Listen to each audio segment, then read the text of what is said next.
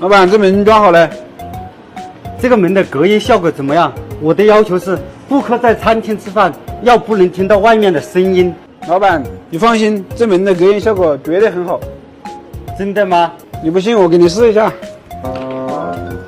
夏天，小小果树留下，呀西就不高。好，可以了。隔音效果很好。顾客在里面吃东西一定要安静。